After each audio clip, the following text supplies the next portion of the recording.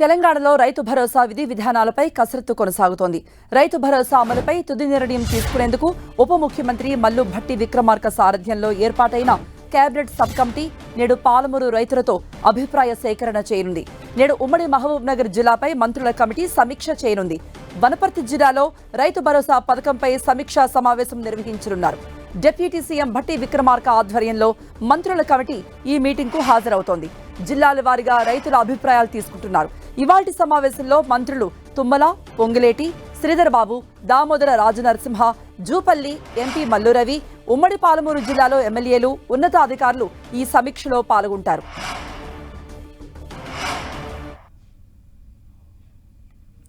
మరిన్ని అప్డేట్స్ ఇవ్వడానికి మా ప్రతినిధి కరుణాకర్ లైవ్ లో జాయిన్ అవుతున్నారు. కరుణాకర్, రైతు భరోసాపై ఎన్ని రోజుల పాటు ఈ సమీక్ష చేస్తారు? ఎవరైతే అర్హులైన రైతులను గుర్తించి ఎప్పుడు ఈ రైతు భరోసా అందుతుంది? దానికి ఏమైనా సమయాన్ని నిర్దేశించుకుందా ప్రభుత్వం?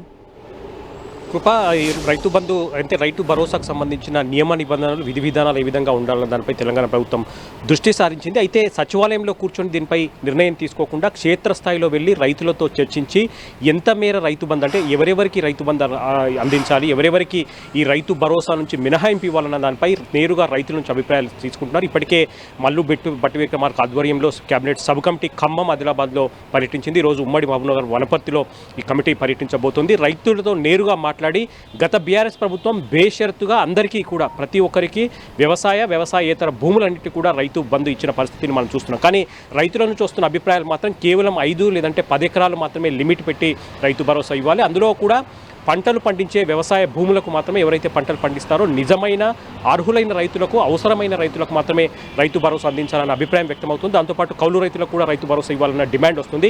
ఇటువంటివన్నీ కూడా ఈ cabinet sub committee Mallu Bhatti Vikramarka ఆధ్వర్యంలో ఏర్పాటైన కేబినెట్ సబ్ కమిటీ ఈ నెల 23 వరకు పూర్తి స్థాయిలో జిల్లాలో పర్యటిస్తుంది. ఈ నెల 23న చివరిన రంగారెడ్డి జిల్లాలో పర్యటించిన తర్వాత ప్రభుత్వానికి ఒక నివేదిక ఇవ్వబోతుంది. ఈ నివేదికను పూర్తి స్థాయిలో పరిశీలించిన తర్వాత ఆగస్టు మొదటి వారంలో రైతు భరోసాపై ప్రభుత్వం ఒక నిర్ణయం తీసుకునే అవకాశం కనిపిస్తుంది. ఎన్ని ఎకరాల కంటే 5 ఎకరాలక లేకపోతే 10 ఎకరాలకు కట్ ఆఫ్ పెట్టి అంతలోపు మాత్రమే రైతులకు, అది కూడా పంటలు పండించి అర్హులైన రైతులకు మాత్రమే రైతు బంధు ఇవ్వాలని చెప్పి ప్రభుత్వం నిర్ణయం తీసుకుంది. ఇక రైతు బంధు విషయంలో నిన్న రేవంత్ రెడ్డి ప్రభుత్వం ఒక కీలక నిర్ణయం తీసుకున్న పరిస్థితిని మనం చూస్తున్నాం. గత బీఆర్ఎస్ ప్రభుత్వంలో ఎవరైతే అనర్హులకు, వ్యవసాయేతర భూములకు ఈ రైతు బంధు ఇచ్చారో వాటన్నిటిని కూడా రికవరీ చేసే పనిలో పడింది. మొత్తం 25,000 కోట్ల రూపాయలు. ఖచ్చితంగా ఇప్పటికే మేడ్చల్ జిల్లాలో కొంతమంది రైతులకు నోటీసులు అందినట్టు తెలుస్తోంది.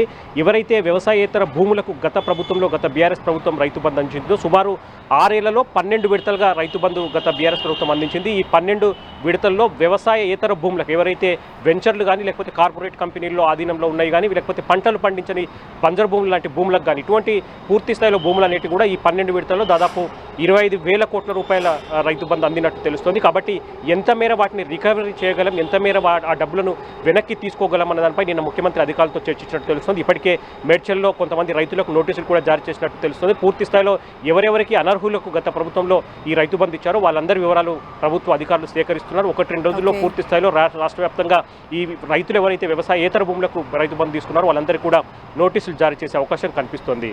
ఓకే కరుణాకర్.